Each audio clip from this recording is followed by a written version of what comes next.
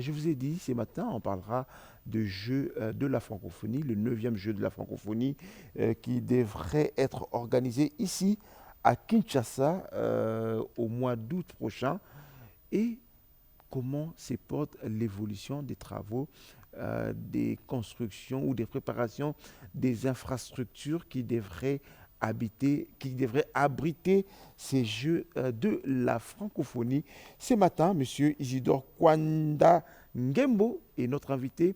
Il est directeur national du comité de ces Jeux de la francophonie. Je vais lui demander, il est avec moi dans ce studio. On reviendra sur les images de l'hôtel des villes plus tard. M. Isidore, il va me rejoindre sur ces plateaux. Avec lui, on va essayer de parler de jeux de la francophonie. Monsieur le directeur, bonjour. Bonjour. Votre micro est là. Comment vous allez? Je vais bien. La première question, les jeux de la francophonie, ça tient toujours en 2023? Ça tient. Vous devez utiliser le micro. Hein? Les Jeux de la francophonie auront lieu bel et bien ici à Kinshasa du 28 juillet au 6 août 2023. Le 9e jeu de la francophonie. Oui. Allez, bienvenue sur ce plateau, on va en parler. Merci. Prenez place. Donc c'est dans une année exactement. Le 28, donc disons dans 2-3 jours, dans une semaine probablement, il nous restera exactement une année pour organiser cet événement international. Alors, on va commencer par les débuts. La dernière fois, vous étiez dans cette émission, vous nous avez dit des choses. Je vais vous rappeler ce que vous nous avez dit. On va regarder ces images. Je pense que j'avais écrit ça quelque part. Ah, vous avez écrit. Nous avons aussi gardé des images. On a juste pris vos derniers mots sur ces plateaux. Lors de votre dernier passage, on regarde ces images. Ah, monsieur le directeur, on me dit que les temps nous ont imparti pratiquement tout à l'heure. Je me disais qu'on avait beaucoup de temps, mais je remarque qu'on n'a pas beaucoup de temps. Je vais vous demander, respectueusement, de vous lever. On va rapidement terminer. Si je vais vous laisser. Vous avez plusieurs activités. Certainement, je vais vous laisser aller continuer vos activités. Avant de vous donner ces feutres, je retiens que monsieur Isidore Kwanda, pardon, Oui. vient me dire sur ces plateaux aujourd'hui Oui. qu'en août 2023, on aura le jeu de la francophonie en RDC.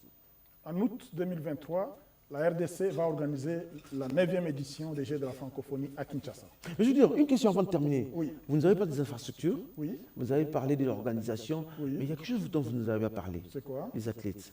Les La athlètes. préparation. On dirait tout ça, la jeu francophonie. Et voilà, je réponds à ma question. En août 2023, on aura le jeu de la francophonie. En août 2023, Kinshasa va vibrer. Le 9e jeu de la francophonie. Oui. Mais avec quelle infrastructure? Les infrastructures sont là. Il y en a qui sont là. Il y en a qui sont en construction. Les Jeux de la francophonie, je l'ai dit et je le répète. Vous devez utiliser votre micro. Hein? Oui, je dis bien les Jeux de la francophonie, c'est à la fois les activités sportives et les activités culturelles. Et nous avons des infrastructures, notamment pour les activités culturelles. Je peux vous citer brièvement. Nous avons les palais du peuple qui vont servir et qui va servir. Il y a les musées, il y a l'Académie des beaux-arts, il y a les centres français, il y a les centres Wallonie-Bruxelles, il y a les changeurs de l'IMET. Ce sont les infrastructures qui vont servir pour organiser les activités culturelles liées au jeu de la francophonie. Il y a aussi les infrastructures qui vont servir pour organiser les activités sportives, qui tournent autour de 2 stades, le stade des Martyrs et le stade Tata Raphaël. Au stade des Martyrs, à l'intérieur du stade des Martyrs, il y a 2 activités importantes qui vont avoir lieu. C'est l'athlétisme et le football. Autour du stade des Martyrs. Mais vous êtes d'accord avec moi qu'on doit rester sur le stade des Martyrs? Oui. Avant de parler de stade Raphaël, le stade des Martyrs. Oui. Le football, oui, le terrain est disponible, le terrain est en très bon état. Oui. Mais l'athlétisme. L'athlétisme également, en fait, qu'est-ce qu'il y a? C'est que nous construisons tout autour. Il y a un stade annexe pour le réchauffement. C'est-à-dire qu'ils s'entraînent, puis ils viennent pour les compétitions à l'intérieur du stade des Martyrs. Donc, nous avons là 2 activités qui vont avoir lieu à l'intérieur du stade des Martyrs. Juste à côté du stade des Martyrs, on est en train de construire un gymnase multisport. Donc, un grand gymnase qui va servir pour le basketball. Il Il y a également, juste à part celui qui va servir pour la compétition, il y a un autre stade tout à côté du stade des Martyrs pour les entraînements. Mais monsieur Deur, vous ne pensez pas que c'est comme si vous vivez dans un monde à vous par rapport à le monde réel que tous nous vivons? Ce que vous êtes en train de dire pour le stade des Martyrs, c'est comme si tout reste sur terre. Oui, si aujourd'hui on doit parler des Jeux Olympiques qui seront organisés à Paris, vous fréquentez tous les jours avec les Jeux de la francophonie, vous faites des allers-retours sur Paris, vous revenez, vous voyez comment les choses évoluent, comment les choses sont en train de sortir des terres pour abriter les Jeux Olympiques qui auront lieu à Paris. Oui. Mais nous, on aura les Jeux de la francophonie l'année prochaine, oui. Mais on est encore dans les théories. Oui, vous nous êtes il y aura, mais normalement, on devait sur le stade des Martyrs, autour du stade des Martyrs, on devait bien voir tout ça, on ne voit rien. Allez-y faire un tour au stade des Martyrs. Vous allez voir que juste à côté, il y a un gymnase qui est en construction, qui va servir de basketball. Comme je vous ai dit, on organise 9 activités sportives. Il y a le football et l'athlétisme qui vont avoir lieu à l'intérieur du stade des Martyrs. Il y a le basket qui va avoir lieu juste à côté du stade des Martyrs. Puis nous allons... sur les terrains annexes, les terrains de basket? Il y a un terrain pour les baskets. On construit 2 grands terrains, donc c'est-à-dire c'est jumelé, un stade jumelé. On va construire ou bien on est en train de construire en ce moment-ci. Il faut faire un tour, il faut aller voir. Les travaux sont en train d'avancer. Ça a pris beaucoup de temps pour faire des fondations parce que c'est ça qui prend beaucoup plus de temps. Et une fois que cela est fini, on a déjà commandé du matériel parce que les infrastructures sportives, on ne fait pas des blocs. Ce sont des panneaux qu'on met et puis ça monte vite. Et là, ils ont fini toutes les fondations. Là, ils avaient déjà commandé du matériel. Bientôt, ce mois-ci, là, ils vont commencer à monter cela. Vous allez voir que ça va aller beaucoup plus vite. Moi, je suis très confiant. Et je disais, si on va autour du stade Tata Raphaël, là également, il y a la construction d'un certain nombre d'infrastructures, notamment les gymnases pour le tennis de table, les judo, la lutte africaine, la lutte libre. Tout ça se fait autour du stade Tata Raphaël. Donc ce sont ces infrastructures-là. Si nous sortons un peu plus de la ville, il y a donc le cyclisme qui va avoir lieu en dehors de la ville.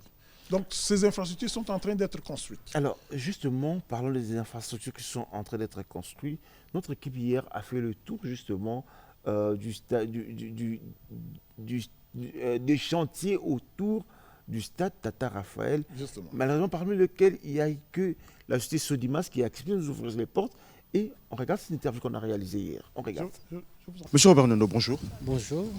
On se retrouve une fois de plus sur ces chantiers. D'abord, comment vous allez? Je vais très bien. Ça, c'est votre santé et la santé de votre chantier? Très bien, ça évolue. On cesse d'évoluer, on travaille. Malgré qu'il y a quelques petits problèmes, on travaille, on continue à travailler. Est-ce que vous êtes dans les temps aujourd'hui? Nous ne serons plus dans le temps. Nous ne serons plus dans le temps parce que... il y a un retard du côté du gouvernement. Comme on dit toujours dans la vie, il y a la part de Dieu et puis la part de l'homme. En ce qui nous concerne, la part de l'homme, on est en train de faire ce qu'on peut faire. Et pour nous, la part de Dieu, c'est le gouvernement qui doit nous payer. On a introduit des factures. Ils devaient nous payer dans 40 à 14 jours. Ça fait plus ou moins bientôt 2 mois. On ne nous a pas encore payé. Vous êtes censé livrer cette infrastructure quand exactement? Normalement, c'était 6 mois après, mais là... Apparemment... 6 mois, c'est-à-dire 6 mois par rapport à quoi? C'est-à-dire quoi? Par rapport à la date qu'on avait commencé. Je crois 6 mois par rapport à la date qu'on avait commencé. Et là, du coup, apparemment, il y aurait un... Je voudrais qu'on se situe dans les temps. 6 mois par rapport à... C'est quand que vous avez commencé et quand vous deviez livrer cette infrastructure? Normalement, on avait commencé au mois de février, si je ne me trompe pas. Février 2021. 2021, on a commencé, on nous a payé.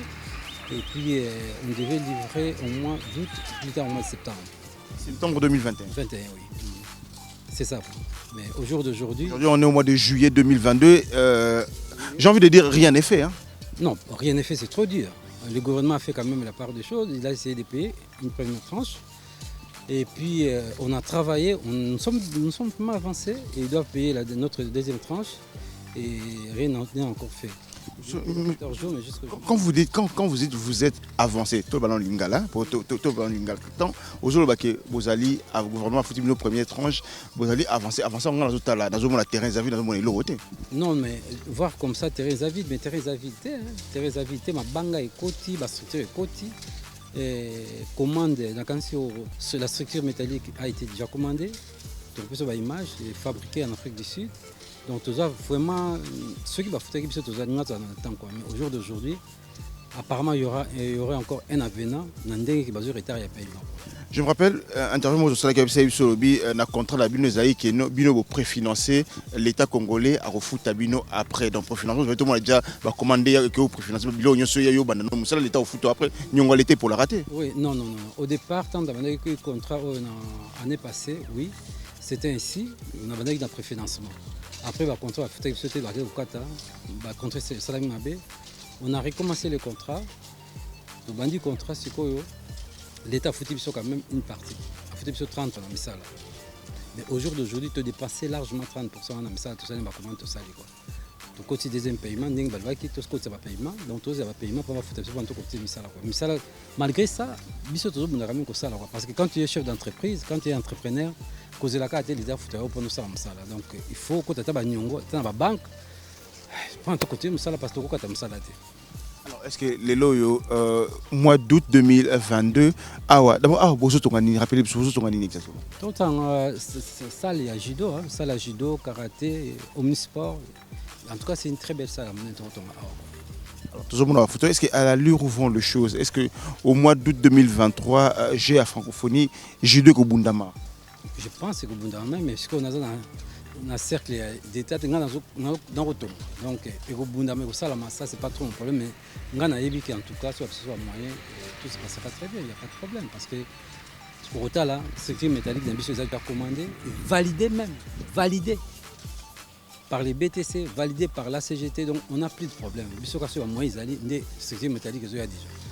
Ndé on zomona boy, to comme presque un souka to tchaka, béton de propriété, tu tiens radier et puis c'était et vous faites dans le colo, c'est tout. Ça. Attends, vous avez un moyen. Qui doit vous payer? C'est l'État, c'est le gouvernement, c'est le comité AG à Francophonie. C'est qui vous doit vous payer? Non, aujourd'hui c'est le gouvernement qui doit nous payer. Donc ministre et la finance via ministère il y a ITPR, justement après validation, par BTC, ACGT, validé et puis validé le banque. Donc nous c'est ça la main qui te côté qui va facturer. Il y a plusieurs entreprises. Donc aussi on a surtout les banda, c'est très dangereux comme ça tout ça là. Si je comprends bien, selon explication, jusque-là vous n'avez reçu que 30% de paiement d'abino suite nango et ce 30% et puis ça question pour ça misala plus ça misala c'est beaucoup consommer 30% mais beaucoup de facture il va foutre dans 14 jours mais les lots il s'allie plus ou moins 2 mois en gros toujours dans 2 mois on va foutre sauter mais bon en tant qu'entrepreneur il faut continuer parce que j'étais convoqué des fois dans IGF hein, parce que bon misala donc vous êtes obligé au sale au cas de misala donc pendant que misala donc toujours que deux fois moi en banque aux entrepreneurs il faut ça là donc tout comme dans un mois après financement. Donc ce hôtel stock dans ma caméra il est largement 30%. Mais toujours compter misala parce que tu l'ingimboka parce que tu n'as salama ils allaient au monde pour amour dans ce so l'ingimboka écoute il faut ça là bon. Alors le but aussi commandé déjà structure métallique. Alors suite c'est quoi structure métallique ce qui est qu'est-ce qui va se passer après? Est-ce que structure métallique on a pour il faut donc si je comprends bien pour structure métallique il faut impératif il faut affouter pour structurer. Oui mais il faut ils ont payer mais ça va foutre tout ça irradié et puis tout foutre la structure métallique et parce que c'est ceux qui ont un contrat par exemple il y a 5 ou 6 millions bah foutre 30% ça représente rien du tout. Ça représente rien du tout par rapport à ça là aussi tout ça et Nazal en tout cas franchement on a rôle parce que dans un mon côté nous tous aller là-bas bateau parce que ba contrat à francophonie tout comme dans banque parce que ça les fait ça à niveau haut. Parce que déjà 6 mois, donc on est obligé au côté Banyongo. Donc au côté Banyongo, on a vraiment le gouvernement battre la Macambo parce que là, on va continuer à bien. Alors, Tokutio na chantier d'ailleurs, on a visité chantier d'ailleurs, on a mis ça au Kende. Et comme par hasard, sur le plateau, on a un directeur national, il y a jeu et il y a francophonie.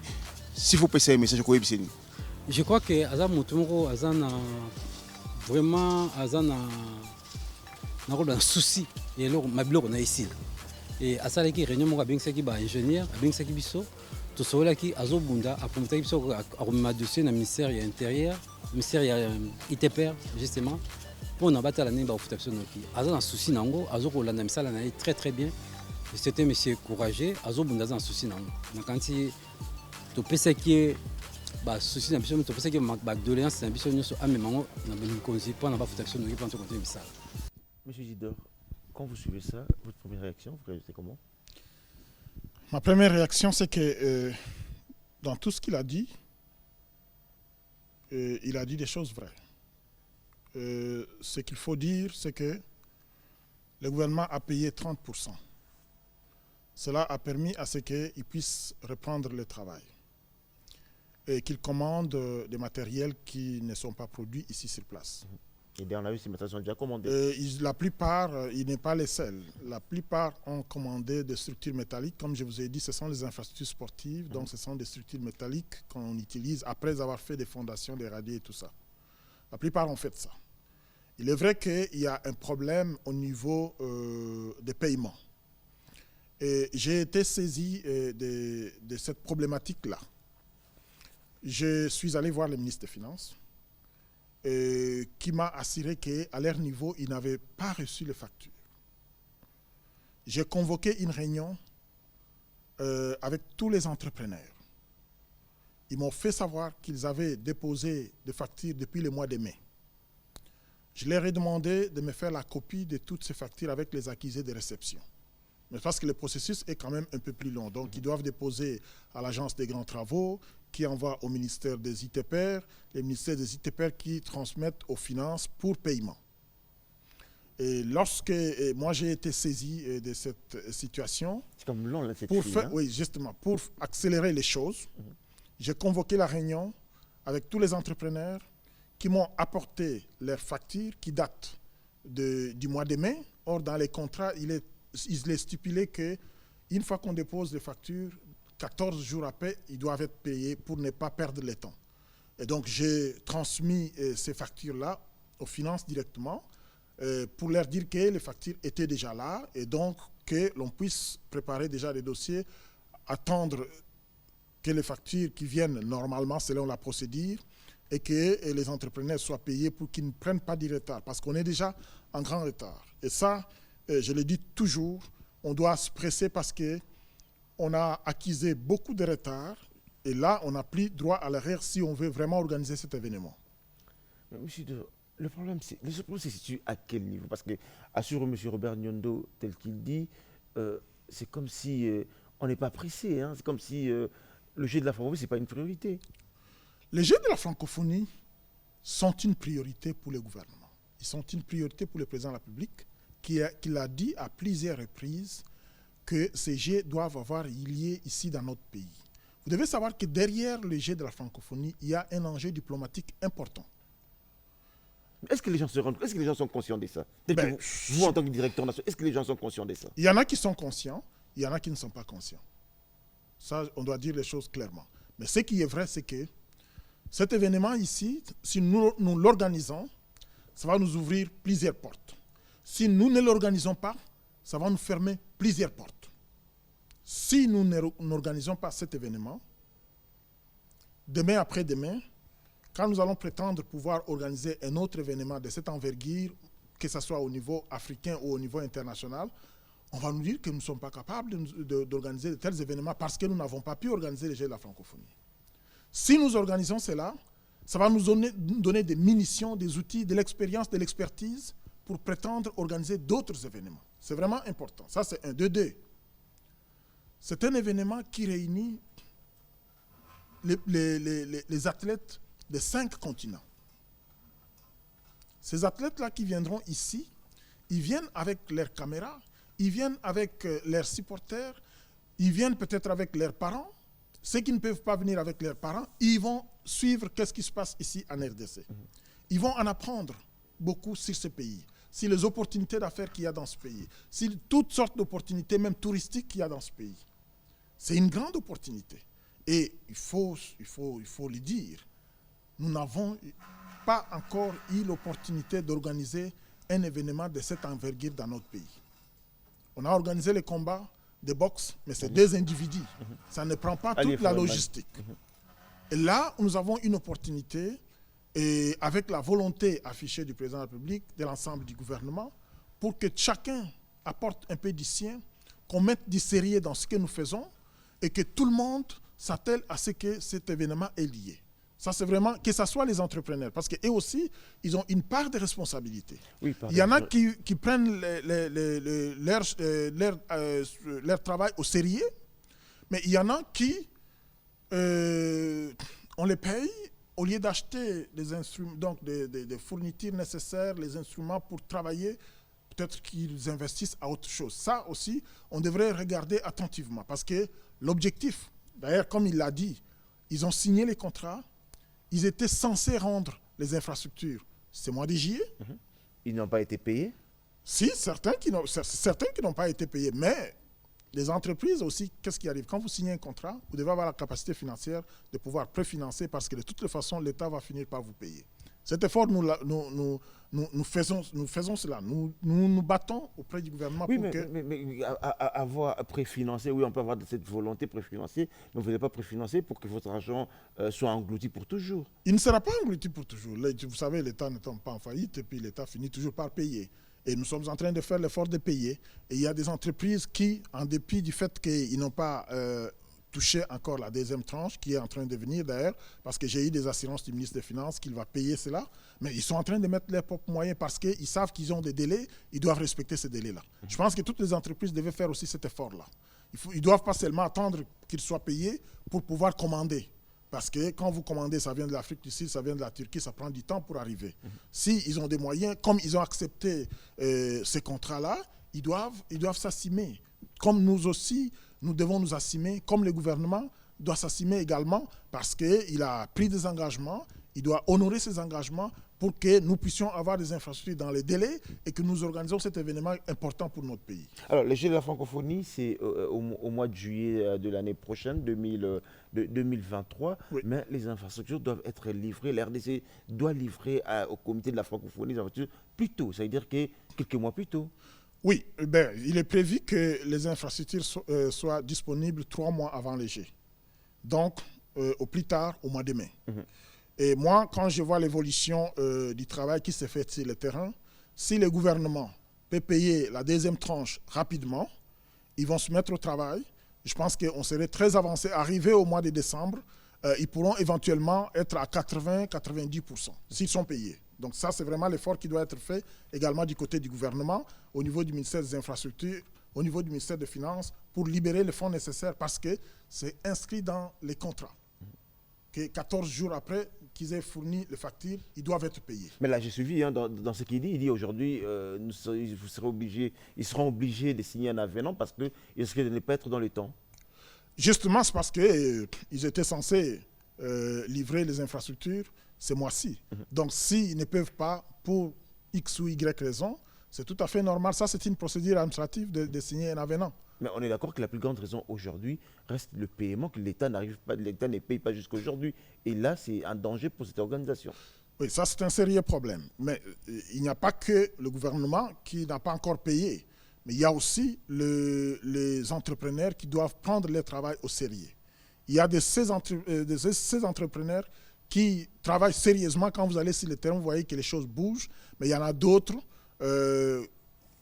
ils ne prennent pas très au sérieux. Et ça, c'est très dangereux. Il y a un contrôle, il y a le bureau de contrôle. Il y a toute la structure que le ministère des Infrastructures a mis en place, que ce soit le bureau des grands travaux, le BTC, pour faire le suivi.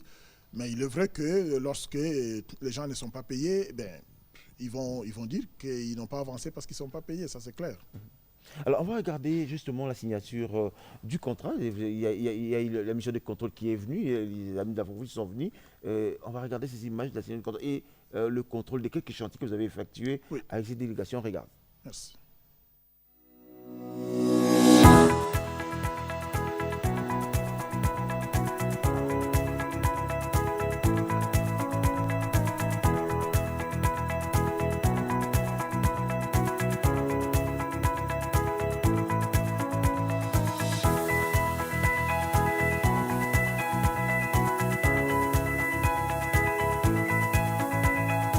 Étant donné que les autorités compétentes de la République démocratique du Congo ont fait part de leur volonté de procéder au changement des différents sites d'hébergement sportifs et culturels devant accueillir la 9e édition des Jeux de la francophonie, dans l'intention de faire mieux et de consolider l'héritage des Jeux, il a paru important de redéfinir les échéances prévues par les cahiers de charges, les budgets prévisionnels ainsi que les sites devant accueillir la 9e édition des Jeux de la francophonie à travers un autre avenant. Nous sommes particulièrement heureux, mes collègues et moi, d'être de retour à Kinshasa. Ce n'est pas un match de retour, mais bon, c'est presque un match de retour.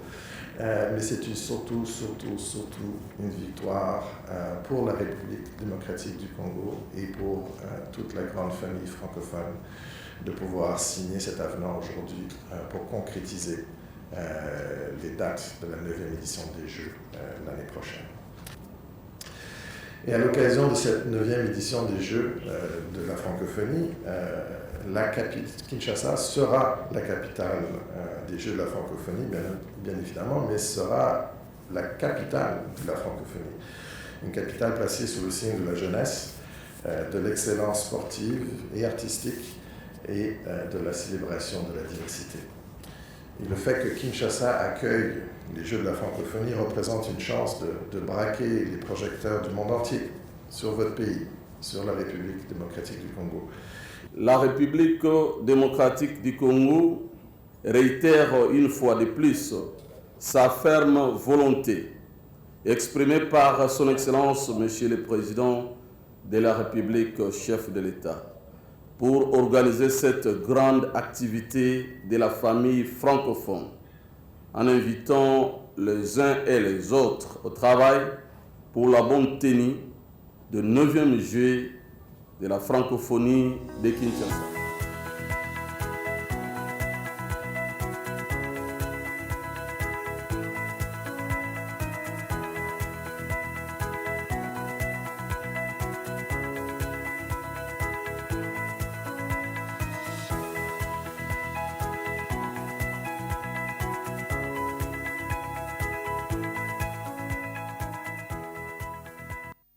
C'était la signature du cahier des charges. C'était la signature de l'avenant au cahier des charges, parce que le cahier des charges a été signé lorsque la RDC a accepté d'organiser les Jeux. Chaque fois qu'on reporte, on doit signer un avenant parce qu'on doit décaler les dates qui étaient prévues pour toutes les activités que nous faisons. Et donc ça prend qu'on signe un avenant, et notamment on regarde aussi les questions financières pour voir si le budget qui a été prévu tient toujours. Donc c'est cet exercice-là qu'on a fait. C'était fin avril, début mai, quand l'administrateur de l'Organisation internationale de la francophonie est venu ici à Kinshasa. Alors, mesdames et messieurs, le numéro s'affiche au bas de l'écran. Vous pouvez poser des questions. N'appelez pas, envoyez juste un WhatsApp ou bien un SMS. Monsieur Isidore, qui est directeur national de 9e Jeux de la francophonie, est disponible pour vous répondre. Première question de téléspectateurs. Oui. Je vais lire. Oui. Pourquoi en RDC tout est lent? Est-ce que c'est le manque de volonté ou tout est politisé? Tout n'est pas politisé et tout n'est pas lent. Je ne dirais pas cela. Mais il y a beaucoup d'autres contraintes qui peuvent faire en sorte que les choses prennent un peu plus de temps que prévu. Il y a aussi, je veux dire, il y a la lourdeur administrative. Comme je l'ai dit tantôt en ce qui concerne les factures. Lorsque je suis allé me renseigner au ministère des Finances pour savoir qu'est-ce qui se passait, pourquoi les gens n'étaient pas payés, aux finances, on m'a dit qu'on n'a pas encore reçu les factures. Et lorsque j'ai convoqué les entrepreneurs, ils m'ont apporté des factures avec des accusés de réception qui datent du mois de mai. Donc ça, ils m'ont dit qu'ils ont déposé. Donc il y a un problème administratif qui fait qu'il y a une lourdeur pour que les documents partent d'un ministère à un autre et arrivent au centre d'ordonnancement. Monsieur Isidore, je vais comme vous arrêter. Ce que vous êtes en train de me dire, oui, vous êtes en train d'expliquer, mais on est au mois de juillet aujourd'hui. Oui. On était censé déjà être prêt. Oui. On a dû reporter pour une année. Oui. Donc ça veut dire que ça fait plus d'une année, ça fait pratiquement, allez, 2 ans aujourd'hui pratiquement, que nous sommes en train de préparer les Jeux de la francophonie. Mais jusqu'aujourd'hui, nous continuons toujours à tourner autour du monde, nous continuons toujours à donner des excuses pour avoir ces infrastructures. C'est vrai que lorsque on a reporté... Ces Jeux auraient dû être organisés aujourd'hui. Le mois prochain. Le mois prochain, oui. Le mois d'août 2022. Justement, lorsqu'on a reporté, c'est comme si tout le monde a relâché un peu la cadence du travail. Parce que vous vous rappellerez que lorsqu'on devait organiser les Jeux en août 2022. Il y avait même une décision du Conseil des ministres qui demandait à ce qu'à chaque réunion du Conseil des ministres, qu'on puisse présenter l'état de préparatifs des Jeux de la francophonie. Donc tout le monde était mobilisé.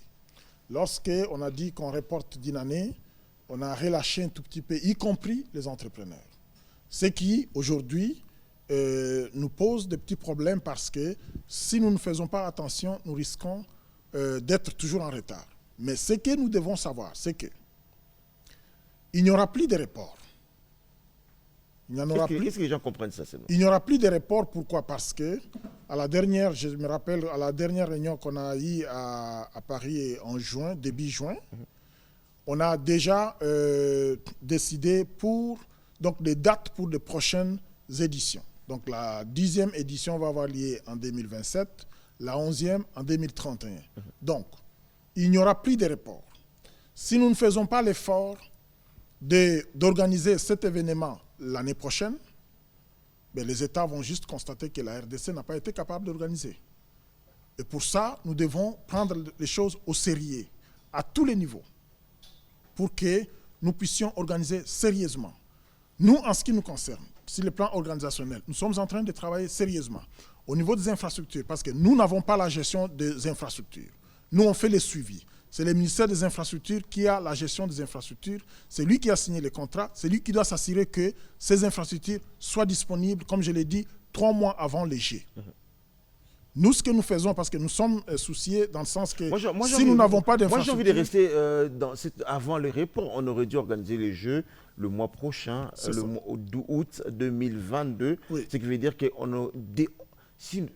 si nous étions organisés, les infrastructures devaient déjà être... livré. Tout serait déjà prêt en ce moment-ci. Ça, c'est clair. Parce que si on tenait à la date qui était prévue d'organiser les Jeux en août 2022, tout devait être prêt pendant que nous parlons. Or, aujourd'hui, rien n'est prêt. Non, vous ne pouvez pas dire que rien n'est prêt. Mais concrètement, qu'est-ce qui est prêt, M. Isidore? Rien n'est prêt. Écoutez, je peux compter avec vous.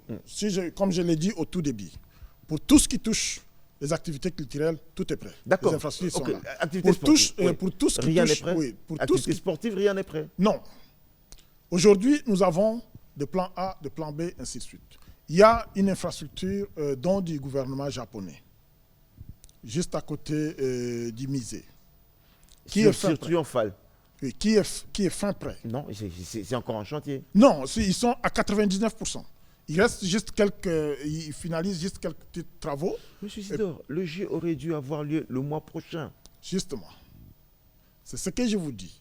Lorsque les Jeux ont été reportés, on a dit on ne fait pas les choses dans la précipitation. Prenez le temps d'organiser les choses correctement. Commandez les matériels nécessaires. Faites le travail sérieusement parce que ces infrastructures, ils ne vont pas seulement servir pour les Jeux. Et je le dis et je le répète, lorsque le président de la République a accepté d'accueillir les Jeux de la francophonie en RDC, c'était d'abord et avant tout pour investir dans la jeunesse, pour investir dans les infrastructures sportives qui vont servir à la jeunesse congolaise. Kinshasa, c'est la plus grande ville francophone au monde. Kinshasa a une population jeune. Ces jeunes ont besoin des espaces pour pratiquer des activités sportives. L'objectif du président de la République, c'était de leur donner la possibilité d'avoir des infrastructures pour le football, pour les baskets, pour les judo, pour le tennis de table, pour la lutte africaine, ainsi de suite. C'est ce qui est en train d'être fait. Et ces infrastructures, nous avons voulu qu'une fois qu'on a reporté, on a dit faites ça correctement pour que ces infrastructures restent et servent à la jeunesse congolaise. Et c'est ça que nous faisons. Ce n'est pas une mauvaise idée de dire faites ça correctement, allez-y lentement. Non, ce n'est pas allez-y lentement. Faites ça correctement. Mais correctement, ça veut dire qu'il ne faut pas faire dans la précipitation. Donc, vous faites ça correctement. On ne demande pas de ralentir, mais on demande juste que... Tout le monde a dormi, même le financement n'est pas arrivé. Non, bon, le financement, ça c'est un autre volet. On est en train de trouver une solution rapidement. Mais il faut aussi dire que les gros dans la construction, c'est les fondations. Vous avez suivi vous-même l'entrepreneur que vous avez interviewé, qui vous dit qu'il a déjà commandé toute la structure métallique. Et c'est comme ça aussi pour tous les entrepreneurs, pour toutes les autres infrastructures. Une fois que les fondations sont finies, ils ont commandé les structures métalliques. Dès que ces structures arrivent, c'est juste question de monter. C'est une affaire d'1 mois, ils ont fini de monter ces structures-là. Donc moi, je suis confiant, je pense que nous devons être confiants, nous tous, et surtout, nous devons comprendre que c'est vraiment un événement important que chacun des Congolais, y compris, et surtout vous, les gens des médias, vous devriez donner un message positif, expliquer les biens fondés de l'organisation de cet événement dans notre pays. Parce que c'est à travers vos médias, vos émissions, telles que nous le faisons avec vous ici, que les gens vont comprendre les biens fondés d'organiser cet événement dans notre pays. Mais oui, et les bien fondés d'organiser l'événement, nous faisons que crier, mais c'est qu'ils doivent... Vous ne criez pas. Ceux qui doivent décider, ceux qui doivent payer, financer. Je vais prendre cette question il s'appelle Maître Dieudonné Mwanza, qui écrit, moi je vais lire. Hein. Oui, le directeur national dit que c'est un grand rendez-vous touristique et diplomatique, mais visiblement rien ne bouge. Le problème, c'est à quel niveau? Le problème, je l'ai dit, je pense que je vais me répéter. Voilà, tout le monde s'inquiète. Oui, tout le monde s'inquiète aujourd'hui. Et c'est mieux, moi je trouve que c'est bien que les gens s'inquiètent. Parce qu'une fois qu'on s'inquiète, là on va chercher des solutions. Le problème est à des niveaux. Il est financier. Et ça, c'est la responsabilité du gouvernement de mettre les moyens nécessaires pour que les entrepreneurs puissent avoir tout ce dont ils ont besoin pour finaliser les travaux. Mais il concerne aussi les entrepreneurs qui ont signé les contrats et qui s'étaient engagés pour fournir ces infrastructures, qui avaient même fixé des délais pour cela. Ils doivent, de leur côté également, faire des efforts pour faire avancer leurs travaux afin que nous ayons ces infrastructures dans les délais. Donc c'est une responsabilité partagée, je vais dire ça comme ça. Mais est-ce que cette responsabilité partagée, les gens sont conscients que si on rate d'organiser ces Jeux de la francophonie l'année prochaine, directement ce sera un voisin qui va prendre ces Jeux? Suivez mon regard. Ça c'est vous qui le dites. Mais moi je suis confiant que nous allons le faire parce que je vois la volonté qu'il y a au niveau du gouvernement d'organiser cet événement. Je comprends que cela est une préoccupation pour nous tous. C'est une préoccupation d'autant plus que si cela était vrai, moi je ne crois pas à ça, mais si cela était vrai, ça serait une grande humiliation. Je ne pense pas qu'il y a un seul Congolais qui accepterait cela. Monsieur Robert Mbela écrit, Monsieur Isidore, c'est quoi la francophonie? Ça nous apporte quoi? L'argent que nous allons dépenser sera remboursé par la France? L'argent que le gouvernement congolais dépense, il dépense d'abord pour son pays. Les infrastructures que nous construisons, c'est pour nous. Les Jeux de la francophonie, c'est juste une opportunité pour le gouvernement d'investir dans les infrastructures, de privilégier, donc que cela une fois qu'on accepte, ça devient une priorité. Et cette priorité, peut-être aujourd'hui, vous ne saisissez pas les biens fondés de l'organisation de cet événement. Mais demain, après-demain, quand nous aurons toutes ces infrastructures, si demain nous voulons organiser une compétition africaine de basket, nous avons un gymnase jumelé, nous n'aurons plus à construire un gymnase. Nous aurons juste à investir un tout petit peu dans l'organisation et puis on accueille les athlètes et ainsi de suite. Donc c'est pas de l'argent qu'on est allé investir ailleurs. C'est de l'argent qu'on investit dans notre pays. Les Jeux de la francophonie auront lieu pendant 10 jours. Après 10 jours, ces infrastructures vont rester pendant des années. Ils vont servir à la jeunesse congolaise. Les jeunes gens qui aimaient, par exemple, jouer au basket, qui n'avaient pas un stade pour cela ou un gymnase pour cela, ils auront un gymnase, ils vont pratiquer.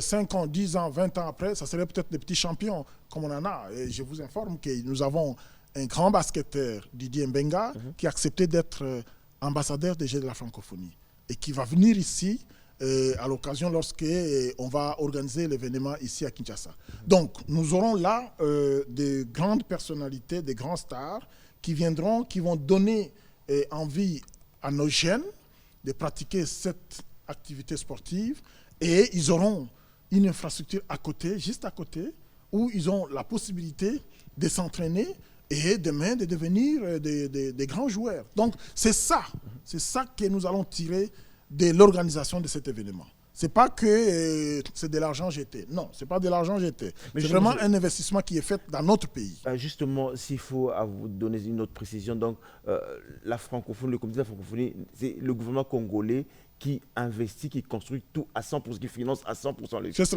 C'est ça, à 100%, parce que ce sont nos infrastructures à nous. D'accord. Oui. Alors, une autre question. Lui, il dit qu'il est un observateur anonyme. Allez, on respecte son anonymat. Oui. Bonjour, monsieur. Bonjour, Le Panier. Bonjour, Jessie. Monsieur le directeur. Le directeur de jeu peut-il nous éclairer sur les types de gradins qui seront utilisés dans différents gymnases? Car au départ, il s'agissait des gradins télescopiques et il y a un moment, on parle des gradins tribunes à béton armé. C'est la première partie de sa question. Oui, je ne peux pas répondre à cette question. Elle est trop technique. Moi, je suis là pour l'organisation. Mais je sais que tout ce qui s'est fait, la construction des infrastructures doit respecter les cahiers des charges. Les cahiers des charges est élaboré sur base des recommandations des fédérations internationales qui travaillent en collaboration avec les fédérations nationales. Surtout en ce qui concerne le volet sport, on travaille avec les fédérations nationales et les fédérations internationales qui sont nos conseillers, nos premiers conseillers. Donc ce qu'ils nous recommandent, c'est ça qui est bon pour ce sport-là et c'est ça qui est pratiqué. Donc je ne saurais pas vous dire c'est quel type de matériel et tout ça, parce que ce n'est pas mon domaine, je ne suis pas ingénieur, je ne suis pas architecte, mais ce que je sais, c'est que tout ce qui est fait conformément aux recommandations du Comité international des Jeux de la francophonie, qui travaille avec les fédérations internationales. Et nous, tout ce que nous le faisons sur recommandation du Comité national, qui collabore avec les fédérations nationales, qui collaborent avec les fédérations internationales. Alors, je sens vraiment les gens sont très énervés. Je continue la suite de sa question. Il dit, à votre niveau, peut-il pas détecter avec son comité les personnes qui bloquent les bons déroulements des processus de paiement en délai 14 jours comme stipulé dans le contrat signé avec les entreprises? Quel climat de collaboration règne-t-il entre son comité et les différents ministères sectoriels et pourquoi il ne les accuse pas chez le chef de l'État? Ce n'est pas mon rôle d'aller accuser les gens chez le chef de l'État. Et je ne sais pas qu'il y ait des gens qui bloquent parce que je sais que tout le monde est conscient que nous devons organiser cet événement. Mais comme je l'ai dit, peut-être c'est un problème d'ordre administratif. Il y a, vous savez, notre administration, comme elle fonctionne, il y a une lourdeur administrative qui peut faire en sorte que les dossiers, pour passer d'un ministère ou d'un service à un autre, d'un ministère à un autre, il y a des délais. Mais la volonté est là. Et comme je vous ai dit, quand j'essaie de rencontrer toutes les personnes qui sont impliquées dans l'organisation, que ce soit au niveau ministériel, que ce soit au niveau du comité, que ce soit même au niveau du comité international, il y a une volonté ferme d'organiser cet événement et tout le monde y met un peu du sien pour que cela soit un succès. Alors, M. Patient qui est à Lubumbashi, concernant aussi le logement des invités, qu'en est-il? Quand est-ce qu'ils vont construire? Il était prévu de construire des immeubles autour du stade pour les logements. Alors, où nous en sommes aujourd'hui? En fait, le problème de logement donc, du village... Il y aura plus ou moins... Combien d'athlètes on attend? On attend 3504. 3500 athlètes. Oui. Qui seront logés où, monsieur le président? Ils seront logés à Tata Raphaël. On est en train de faire des fondations en ce moment-ci. Tata Raphaël, les années de l'autre côté. Attendez, je vais vous expliquer comment ça se passe. Les villages, on va les construire en préfabriqué. Les préfabriqués, ce sont des pièces vous vous souvenez que la dernière fois vous êtes venu, vous m'avez dit la même chose. C'est ce que je vous ai dit, c'est ce que je continue à vous dire. Je crois encore parce que les ingénieurs me disent, une fois que ces morceaux arrivent ici à Kinshasa, c'est une affaire d'un mois, 2 mois, vous avez tous les villages. En ce moment-ci, les fondations, le gros, c'est de finir les fondations. Les fondations sont en train d'être faites. Entre-temps, le village est en train d'être construit en Chine.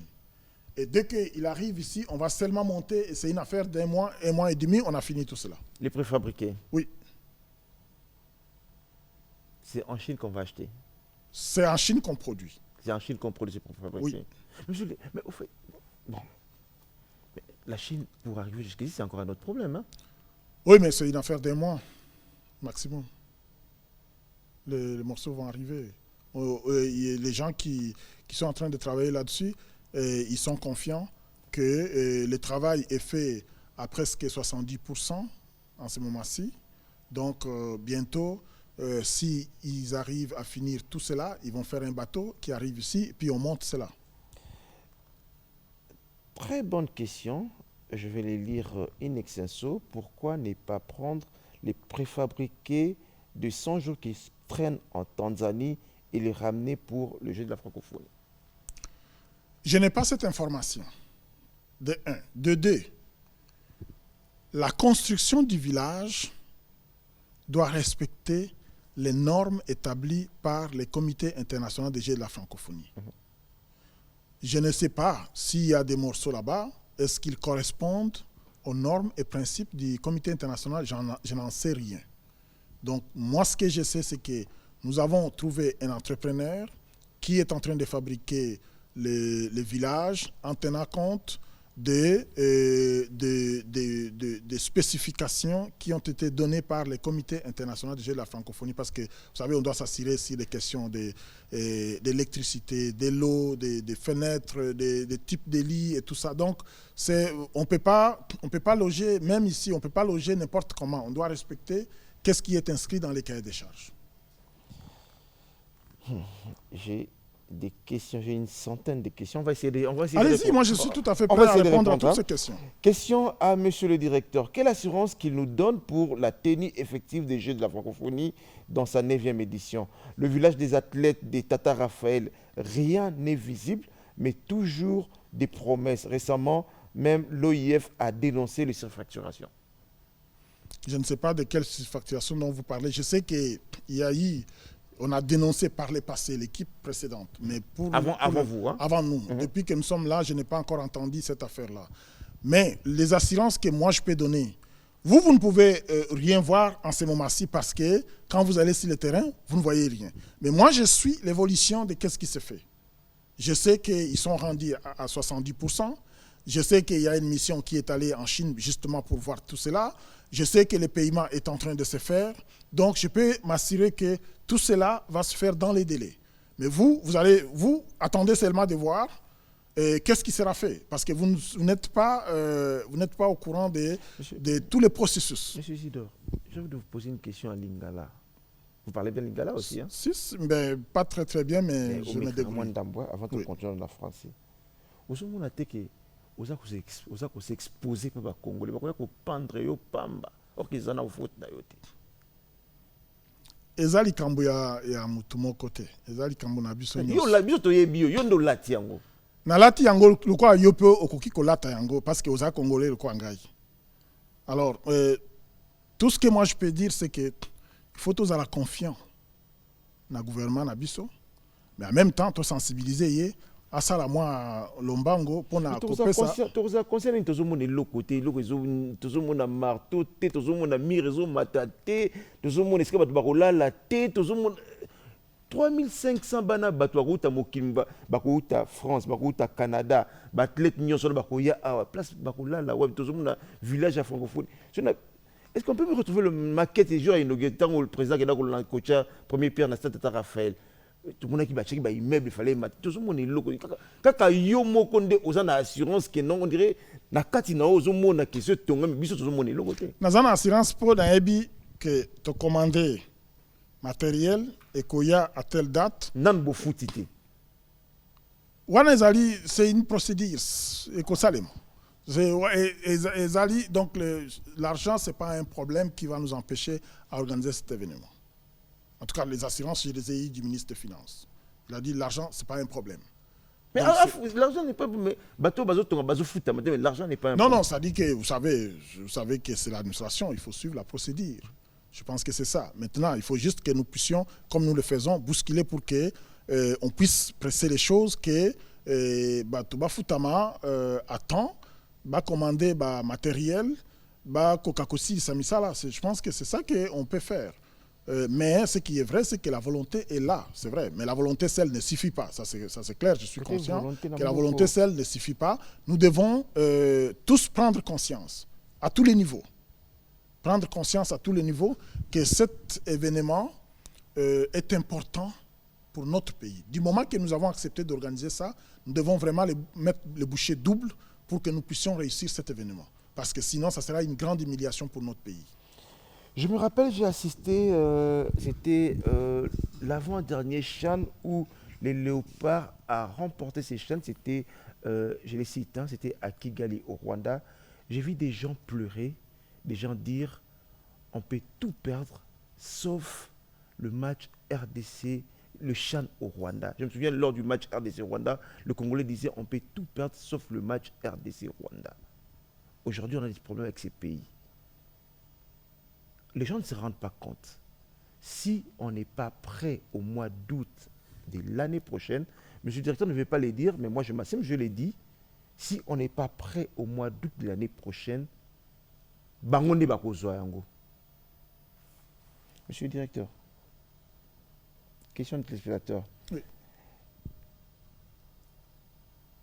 Et comment ils font pour les embouteillages? Déjà, on n'a pas assez de routes. Toutes les routes sont délabrées. Comment ces jets vont se faire? Est-ce que vous avez pensé à ça? Nous avons pensé. Bisso mo déjà on a problème avec circuler bisso na bisso. Oui. Tant que vous voyez la bisso sur 3500 sans côté Déjà, on a bien pensé à tout ça. Parce que si vous regardez la distance entre les musées, les palais du peuple, le stade de Martyrs, vous avancez juste un tout petit peu, le stade Tata Raphaël, le village des G qui est au stade Tata Raphaël. Il n'y a pas un embouteillage là. Je pense que vous pouvez partir du stade des Martyrs, au palais du peuple, au musée à pied. Des palais du stade des Martyrs au stade Tata Raphaël, même s'il y a des embouteillages, maximum ça se prend 5 minutes. Donc sur ce plan, on a bien pensé pour éviter tous les embouteillages possibles, pour concentrer et les athlètes et les activités sportives presque dans les mêmes rayons. Monsieur Isidore, j'aimerais savoir la différence qu'il y a entre l'entreprise qui travaille en face du Palais du Peuple et ceux qui sont au stade du VAM. Ceux qui sont en face du Palais du Peuple construisent avec quel matériel? Il faut d'abord savoir qui sont en face du Palais du Peuple. Parce que ceux qui sont en face du Palais du Peuple, c'est une infrastructure qui ne relève pas des Jeux de la francophonie. Il me semble que ce sont les Chinois qui construisent des autres côtés, mais ce n'est pas une infrastructure liée aux Jeux de la francophonie, de ce que je sais. Je demande au directeur, à l'allure où vont les travaux, il est confiant qu'avant la date butoir, les travaux vont toucher à leur fin. C'est M. Eric Amani depuis Kalemi. Oui, mais je suis ici pour ça. C'est la même question qui revient. Hein, je suis ici pour rassurer les gens. Parce que pourquoi je rassure? Parce que moi, je sais. Je sais, s'il y a des problèmes de finances, je sais qui est-ce que je peux demander pour régler cela. Si les commandes sont faites, je sais suivre cela. C'est pourquoi moi, je suis confiant. C'est pourquoi je vous demande à vous aussi de faire cet effort-là, d'informer l'opinion publique que cet événement-là est important pour notre pays. On avait promis rien censurer, on va lire les questions. Le vrai problème, M. Isidore, c'est passé dans les passations de marché et la sélection des entreprises. La majorité n'ont pas d'expertise ni la technologie. Pourquoi vous ne dites pas la vérité? Moi, je n'ai pas sélectionné les entrepreneurs. Je n'ai pas non plus signé de contrat. Je ne pourrais pas répondre à cette question-là. Moi, ce que j'ai fait, c'est le suivi des entreprises ou des entrepreneurs qui ont été sélectionnés pour construire ces infrastructures, de m'assurer que ce travail soit fait dans les délais. Parce que moi, ce qui importe pour moi, c'est que tout cela soit fait dans les délais parce que les dates sont connues. Donc, s'ils font ces infrastructures et qu'ils les finissent en octobre 2023, ça ne concerne pas les Jeux de la francophonie. Donc, moi, mon effort que j'ai fait, c'est de faire les suivis, de m'assurer que ceux qui ont signé les contrats doivent livrer les infrastructures au plus tard au mois de mai. Parce qu'au mois de mai, toutes les délégations de différents pays vont envoyer leurs experts pour faire des simulations, pour s'assurer que les infrastructures, les villages se conforment aux recommandations qui ont été faites par l'OIF sur des questions de sécurité, de santé, et ainsi de suite. Donc, il faudrait que ces infrastructures soient finies au plus tard, au mois de mai, qu'on rende les clés, qu'on invite les différentes délégations de venir voir là où seront logés les athlètes, là où ils vont faire les activités sportives. Donc, moi, ce que j'ai fait comme travail, c'est celui-là. À part au niveau de l'organisation interne, avec mes équipes sur les questions de logement, hébergement, transport et tout consort. Ça, c'est dans mes compétences. Mais tout ce qui touche infrastructure, moi, je fais juste le suivi. Parlons justement des transports. Comment ça va se passer? On a vu à Brazzaville, lors des journées des Jeux africains, on a vu le bus électrique, les voitures électriques. C'était une très grande organisation du côté de Kintélé. Mais chez nous, avec le transport, comment ça va se passer? On est en train de travailler là-dessus. L'esprit des vies, les Non, transports. non. Qu'est-ce qui va transporter les athlètes? Il y aura des moyens de transport. On est en train de travailler là-dessus. Il y a une société nationale qui est ici, qui a la capacité de mettre à disposition un certain nombre de bus qui vont servir pour les athlètes. Ce n'est pas ceux qui circulent c'est pas les bus qui circulent là, mais ils ont la capacité, ils ont beaucoup de commandes qu'ils ont faites. Il y a des bus qui seront disponibles pour le déplacement des athlètes. Je peux vous assurer, oui. Bon, qui vivra verra. C'est M. Ézéchiel Ngbalomod. Pourquoi le gouvernement ne prend pas les choses au sérieux, même pour les opportunités comme les Jeux de la francophonie? Monsieur Isidore, si la RDC n'organise pas les Jeux, qui sera coupable? Nous serons tous coupables. Je vais m'expliquer. Nous serons tous coupables. Pourquoi? Parce que nous aussi, en tant que citoyens, nous avons le devoir d'interpeller nos autorités pour leur dire que cet événement est important. Mettez-y les moyens. Tout le monde, que ce soit nous qui organisons, nous les comités nationaux, que ce soit le gouvernement qui doit mettre les moyens, que ce soit les entrepreneurs qui doivent construire des infrastructures, que ce soit la population qui est désintéressée, nous tous nous serons responsables. Qu'on le veuille ou non, que vous ayez une décision à prendre, que vous n'ayez pas la décision à prendre. Si on ne réussit pas à organiser cet événement, quand vous allez sortir du territoire national, nous tous nous portons les mêmes noms, nous sommes Congolais. Et on va dire, vous n'êtes pas capable de le faire. Si nous le faisons, on va vous dire, vous êtes brave, vous l'avez fait. Donc c'est une affaire de tout le monde, ce n'est pas une affaire d'un individu. Bonjour Jessie, s'il vous plaît, demande au directeur. Il paraît que le home de l'université de Kinshasa sont comptés parmi les logements d'accueil de la francophonie. Donc les étudiants doivent attendre jusqu'à l'année prochaine après l'événement.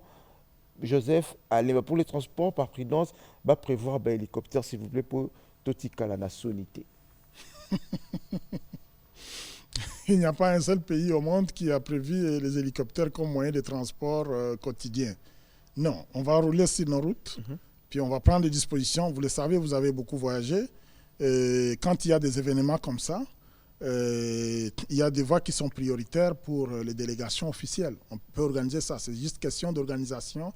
Et ce travail-là, nous avons une commission de communication qui est en train de travailler sérieusement pour dresser les itinéraires dépendamment des aires, comment on va organiser pour éviter des embouteillages, notamment pour les délégations. Je sais que le problème d'embouteillage ici à Kinshasa, c'est une grande ville. Les embouteillages sont toujours là. Mais on va faire en sorte que, dans la mesure du possible, pour ce qui concerne les athlètes, qu'on s'organise à ce qu'ils arrivent à temps parce que les activités sont prévues. Et puis, comme on rediffuse les émissions, donc on doit s'assurer qu'ils arrivent dans le temps pour que cela soit suivi et qu'ils puissent faire les activités dans le délai. Allez, la question sur le home des étudiants. Les étudiants doivent attendre jusqu'à l'année prochaine, après 2023. Non, il n'a pas la bonne information. Oui, c'est vrai, quand on voulait organiser les Jeux en 2022, on avait pensé à cette option-là, mais de toutes les façons, moi, tout ce que je peux dire, c'est que même si cela était le cas, ça serait une bonne opportunité pour l'université. Pourquoi? Parce qu'aujourd'hui, ils ont un problème de courant, ils ont un problème de l'eau, ils ont un problème de Wi-Fi, ils ont un problème de transport. Mais si cette opportunité-là était encore en vie, mais ça serait des investissements. Pour l'instant, c'est exclu. Parce qu'on doit construire le village du jeu au stade de Raphaël. C'est ça. Mais même si c'était le cas, ça serait une grande opportunité pour les étudiants. Parce qu'ils auront là un problème de l'eau réglé, un problème du courant réglé, un problème de Wi-Fi et donc avec la fibre optique réglé, un certain nombre de... Donc les infrastructures qui sont en train de... La varie interne au niveau de l'université. Ça sera des investissements qui seront faits et qui serviront à la nation, à la jeunesse congolaise et à l'université de Kinshasa en particulier. Non, mais la question maintenant qui se demande, il s'est dit, si cette option Non. revenait sur la table? Cette C'est-à-dire que option était... les gens doivent attendre jusqu'à l'année prochaine. Cette option était sur la table lorsqu'on voulait organiser les Jeux en 2022. Aujourd'hui, cette option n'est pas sur Mais la de toutes table. les façons, il y a des travaux qui sont en cours en ce moment-ci. Ils peuvent pas aller, même vous, quand il y a un chantier en cours, on ne vous permet pas d'y aller. Donc le chantier est encore en cours. On est en train de remettre à neuf les hommes de l'université de Kinshasa et tout l'environnement. Je pense que dans ces conditions-là où les travaux sont en train de se faire, c'est quand même dangereux pour les étudiants d'aller en ce moment-là. Les travaux sont en train de se faire et c'est pour le bien des étudiants et pour le bien de l'université. Monsieur Portin Mandiandambu, dans la province du Kwango, il s'inquiète, hein, c'est une inquiétude, hein, je vais lire quand même, il dit, qu'est-ce qui fait que tout réussisse pas facilement en RD Congo? Soit on commence bien, on finit en échec, soit encore on commence difficilement et on finit en succès. Pourquoi? Non, lui, il est peut-être du genre pessimiste, moi je suis du genre optimiste. Moi je ne pense pas. Moi je pense que l'impossible n'est pas congolais. L'impossible n'est pas congolais, nous allons réussir. Monsieur Isidore. Oui. Moi je me donne un niveau d'assurance aux Anango, foi aux Sabat, bakopandre yo pamba au mois de mai l'année prochaine. Parce que moi, le mois de mai l'année prochaine, on doit remettre les clés à la francophonie. C'est cela. Et je pense que nous sommes capables de le faire. Merci pour les réponses. Autre chose, s'il vous plaît, veuillez dire au DG de convaincre les Congolais pour les œuvres au lieu de parler beaucoup. Nous voulons voir quelques infrastructures déjà prendre forme parce qu'il risque même de perdre la confiance du chef patient à Lubumbashi. Mais les infrastructures, si on devait le mettre en termes de pourcentage, nous sommes à plus que 50% des infrastructures qui sont disponibles. Je vous ai dit, pour tout ce qui touche la culture, on est à 100%. Pour tout ce qui touche les sports, les grandes activités, vous savez, dans les Jeux de la francophonie, les activités qui attirent le plus de monde, c'est le football, c'est l'athlétisme. Et le football et l'athlétisme, nous avons une infrastructure qui est là. D'autres infrastructures sont en construction. Donc, moi, je ne suis pas pessimiste. Moi, je crois que nous sommes capables, si des petits pays qui n'ont pas tout ce que nous avons ont réussi à organiser cet événement, pourquoi nous, on ne peut pas?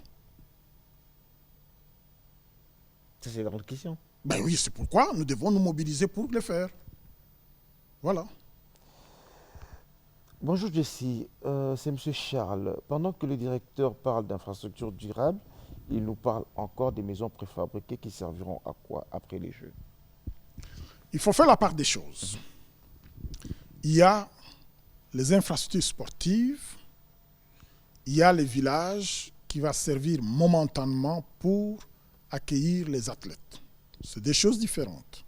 Les infrastructures sportives sont construites en respectant les normes des fédérations internationales, des normes donc suivies par les fédérations nationales. Et ça, donc c'est les types d'infrastructures qui seront construites ici, c'est les mêmes qu'on peut trouver partout ailleurs au monde. Donc on fait des fondations, on achète des structures métalliques pour poser cela. C'est ce qui est en train d'être fait. Les villages, on a voulu construire en dur. Ça, c'est vrai. On a voulu construire en dur. Vous l'avez dit tantôt là que quand on a inauguré, c'était pour construire en dur. Il s'est fait malheureusement que on a pris beaucoup de temps pour construire en dur. On s'est retrouvé à moins d'une année pour les Jeux qui devaient avoir lieu en août 2022.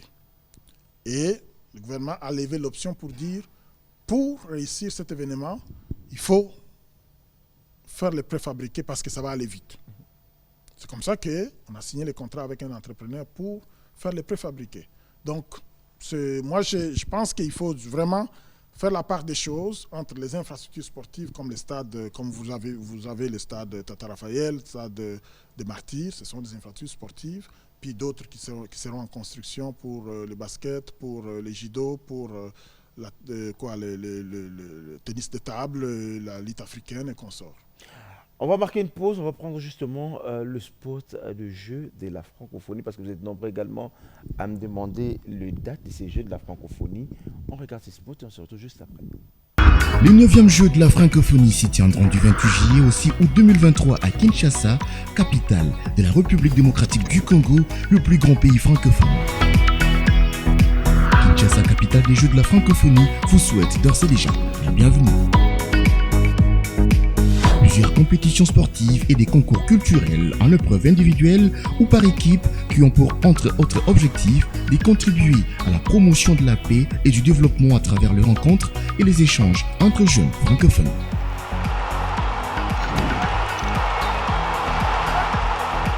Faire connaître l'originalité des cultures francophones dans toute leur diversité et développer les échanges artistiques entre le pays francophone.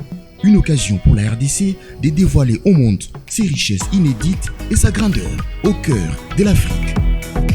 Ces Jeux, c'est aussi contribuer à la préparation de la relève sportive francophone en vue de la participation à d'autres grands événements sportifs. Les Jeux de Kinshasa sont l'athlétisme, le basketball féminin, le football masculin, l'athlétisme handisport, la lutte africaine, la lutte libre, le tennis de table et le cyclisme sur route.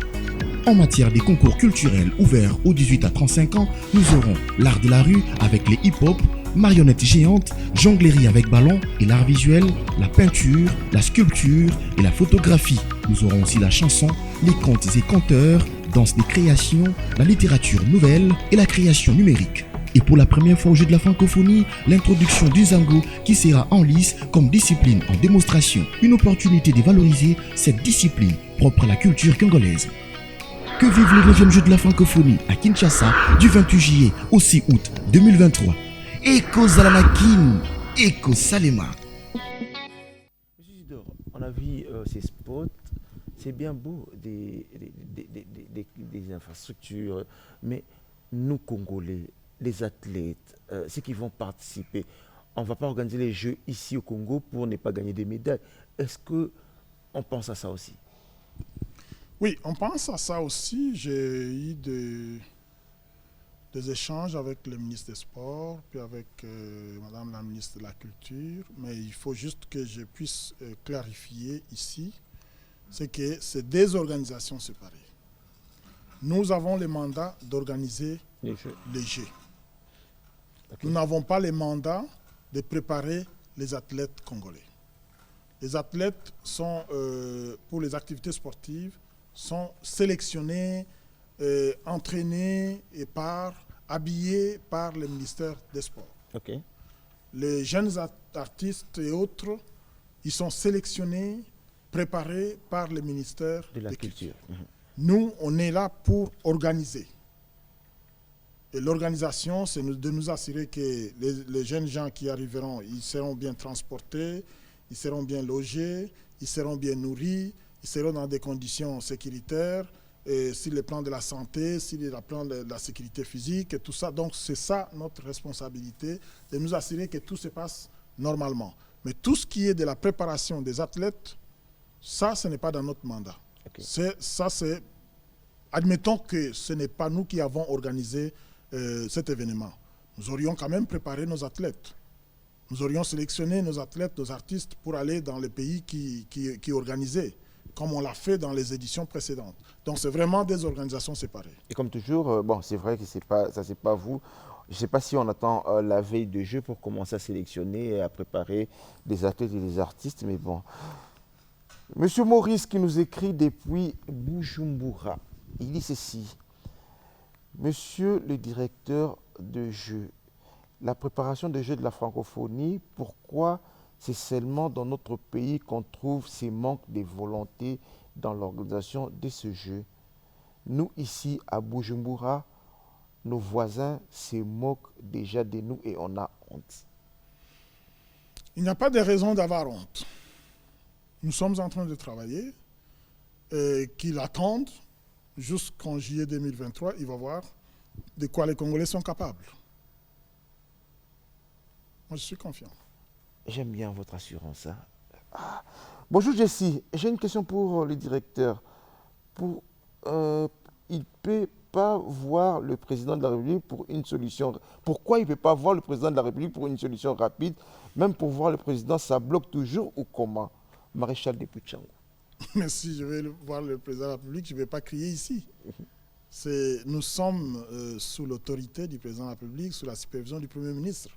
Et il y a des canaux de communication pour transmettre nos préoccupations, et il y a des correspondances que nous adressons à tous les niveaux. Je ne pense pas que ça prend que je vienne le dire sur les plateaux de la télévision.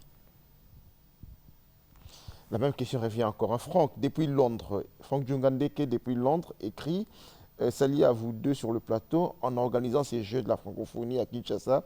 Qu'est-ce que le pays gagne vraiment dans ces...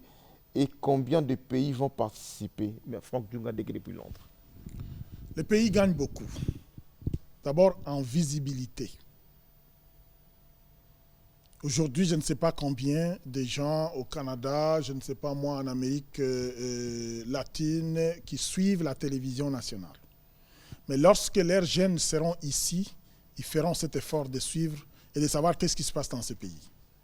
Il y a d'abord cette visibilité-là. Et vous savez combien des États se battent pour accueillir des événements internationaux. C'est vraiment une activité qui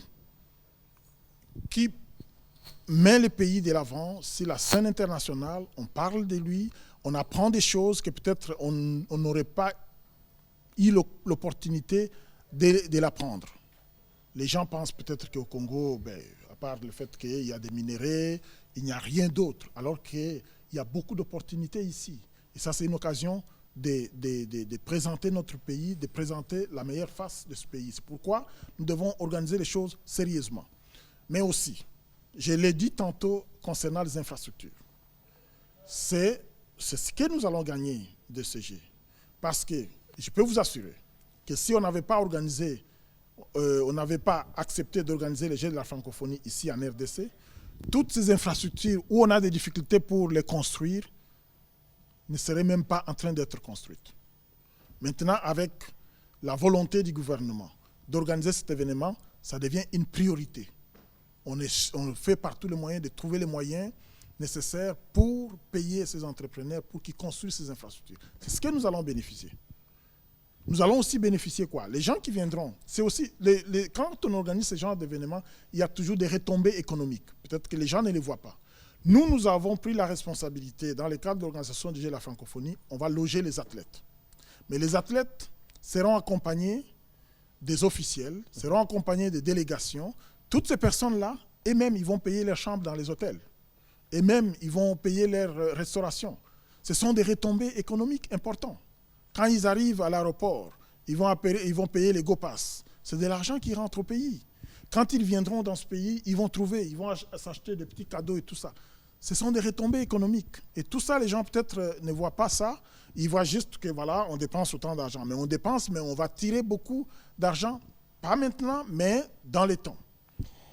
Jessie, peux-tu nous organiser une émission en direct sur le terrain, sur les sites? Comme ça, on va bien voir au lieu de nous expliquer sur le plateau.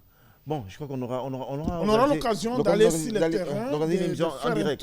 Et puis vous allez voir, je pense que dans 1 mois, 2 mois, si vous passez, vous allez trouver qu'il y aura beaucoup de progrès, surtout lorsqu'ils seront payés pour la deuxième tranche. Monsieur le directeur, oui. Combien nous coûtera ces Jeux? Ces Jeux, vous le savez, ce n'est pas un secret. Lorsque le gouvernement a signé les cahiers des charges avec l'Organisation internationale de la francophonie, il a proposé un budget de 49 millions pour les Jeux, pour l'organisation. Mais tout ce qui touche les investissements que nous faisons pour les infrastructures, ça c'est pour nous. Ça c'est pour le peuple congolais, c'est pour la jeunesse congolaise. Ce sont des investissements que même si on n'avait pas accepté d'organiser les Jeux de la francophonie, pour la jeunesse congolaise, on construirait un gymnase pour les baskets, pour les judo, ainsi de suite. Donc c'est ça. Mais si le plan organisationnel, c'est ça le budget qui avait été adopté lorsque le pays a accepté d'organiser les Jeux. Donc c'est clair, il n'y a rien qui est caché là-dedans. On va terminer, monsieur le directeur. Oui. Merci d'être venu. Il y a encore beaucoup de questions qui restent. Malheureusement, on ne pourra pas tout finir aujourd'hui, messieurs, mesdames, mesdemoiselles. Monsieur Isidore Kouanja est toujours disponible. À tout moment, on pourra la voir. Mais on donne rendez-vous dans 3 mois. La prochaine émission sera dans 3-4 mois parce que là... La prochaine, je pense que ça serait sur le terrain. Vous allez voir qu'est-ce qui est en train d'être fait. Si on prend rendez-vous pour 3 mois, je peux vous assurer que 3 mois, on ne va pas le faire en dehors, mais on va le faire à l'intérieur d'un gymnase. Ok, dans 3 mois, rendez-vous à l'intérieur d'un gymnase. Ça sera en direct. Le directeur vient de le promettre. Si on ne le fait pas, je vous dirai que le directeur n'a pas tenu à sa promesse. On va terminer pour aujourd'hui, M. Isidore. Vous regardez tous les Congolais qui sont là. Il va regarder où? Là? Alors, parlez aux Congolais. Pour ceux qui j'ai salamité, Bisotro Bamba, Yonde Mabanga.